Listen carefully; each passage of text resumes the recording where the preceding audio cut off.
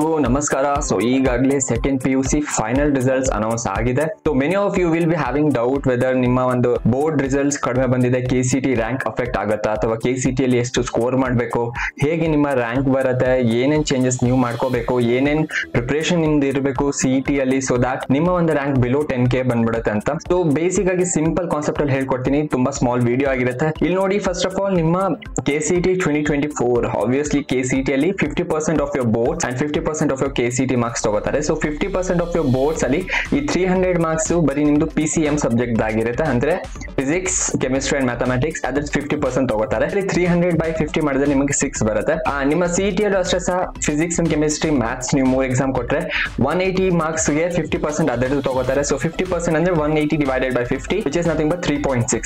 So ಇಲ್ಲಿ ಇನ್ನೊಂದು point ಇಲ್ಲಿ ನೆನ್ಪಿಟ್ಕೊಳ್ಳಿ, ನೀವು ನಿಮ್ಮ ಬೋರ್ಡ್ಸ್ ಅಲ್ಲಿ 6 ಮಾರ್ಕ್ಸ್ ಹೋದ್ರೆ KCT ಅಲ್ಲಿ 3.6 ಮಾರ್ಕ್ಸ್ ಹೋದಂಗೆ. ಅಥವಾ ನೀವು KCT ಅಲ್ಲಿ ಚೆನ್ನಾಗಿ ಮಾರ್ಕ್ಸ್ ತೆಗೆದ್ರೆ ನಿಮ್ಮ ಬೋರ್ಡ್ಸ್ ಮಾರ್ಕ್ಸ್ ಆಟೋಮ್ಯಾಟಿಕಲಿ ಇಲ್ಲಿ ಬ್ಯಾಲೆನ್ಸ್ ಆಗ್ಬಿಡುತ್ತೆ. ಯಾಕಂದ್ರೆ ಇಲ್ಲಿ ರೇಷಿಯೋ ನೋಡಿ 6 and 3.6 ರೇಷಿಯೋ ಇದೆ. ಸೊ ನಿಮ್ಮ KCT ಮಾರ್ಕ್ಸ್ ನೀವು ಇನ್ಕ್ರೀಸ್ ಮಾಡಿದ್ರೆ ಆಬ್ವಿಯಸ್ಲಿ ನಿಮ್ಮ ಬೋರ್ಡ್ಸ್ ಅಷ್ಟೊಂದು ಪರ್ಫಾರ್ಮೆನ್ಸ್ ಚೆನ್ನಾಗಿಲ್ಲ ಅಂದ್ರೂ ಬ್ಯಾಲೆನ್ಸ್ ಆಗುತ್ತೆ, ಒಂದು ಚೆನ್ನಾಗಿ ರ್ಯಾಂಕ್ ಬರುತ್ತೆ. ಸೊ ಇಲ್ಲಿ ಕರೆಕ್ಟ್ ಆಗಿ ನೋಡಿ, ರ್ಯಾಂಕ್ ಬಿಲೋ 10K ಅಂತ ಹಾಕಿದೀನಿ. Should be your equal to 75% above. 75% above in the sense ನಿಮ್ಮ ಬೋರ್ಡ್ಸ್ 50% ಅಂಡ್ KCT 50% ಎರಡು ಸೇರಿಸಿದಾಗ ನಿಮ್ಮ ಒಂದು ಪರ್ಸೆಂಟೇಜ್ 75% ಈಕ್ವಲ್ ಅಥವಾ ಅಬವ್ ಇದ್ರೆ ಆರಾಮ್ಸೆ ನಿಮ್ದು ರ್ಯಾಂಕ್ ಬಿಲೋ 10K ಬರುತ್ತೆ. Okay, so this is one of the valid point you have to note here. So 75% above ನೀವು ಏಮ್ ಇಟ್ಕೊಳ್ಳಿ ನಿಮ್ಮ ಒಂದು.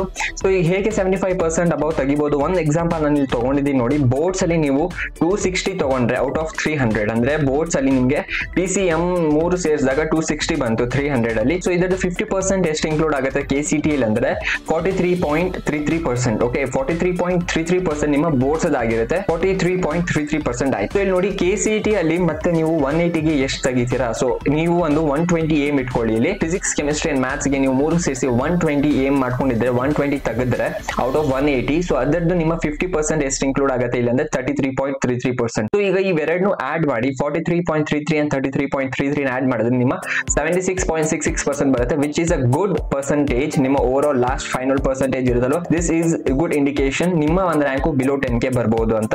So this is the valid point, note ಮಾಡ್ಕೊಳ್ಳಿ ಇಷ್ಟು. So always your aim should be, ನಿಮ್ಮ ಒಂದು boards ಚೆನ್ನಾಗಿ ಆಗಿಲ್ಲ ಅಂದ್ರೆ, ಫಾರ್ ಎಕ್ಸಾಂಪಲ್ ನಿಮ್ಮ ಬೋರ್ಡ್ಸ್ 260 ಗಿಂತನೂ ಕಡಿಮೆ ಇದ್ರೆ ಅಥವಾ 240 ಇದ್ರೆ 230 ಇದ್ರೆ ಅವಾಗ ನೀವು ಇಲ್ಲಿ ಒಂದು ಚೂರ್ ಫೋಕಸ್ ಮಾಡ್ಕೋಬೇಕು.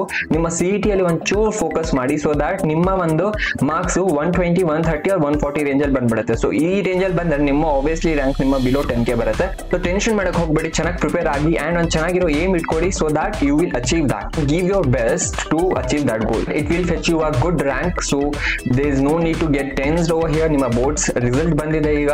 ಸೊ ಎಸ್, ನೀವು ನಿಮ್ಮ ಬೋರ್ಡ್ಸ್ ರಿಸಲ್ಟ್ ಬಂದಿದ್ದಾಯ್ತು. ಈಗ ನಿಮ್ಮ ಫೋಕಸ್ ಇರಬೇಕು ಬರೀ KCT ಅಲ್ಲಿ ನೀವು ಹೇಗೆ ಇಂಪ್ರೂವ್ ಮಾಡ್ಕೋಬಹುದು ಅಂತ. So focus on that, keep learning and ಸಿಗೋಣ ನೆಕ್ಸ್ಟ್ ವಿಡಿಯೋದಲ್ಲಿ. Thank you.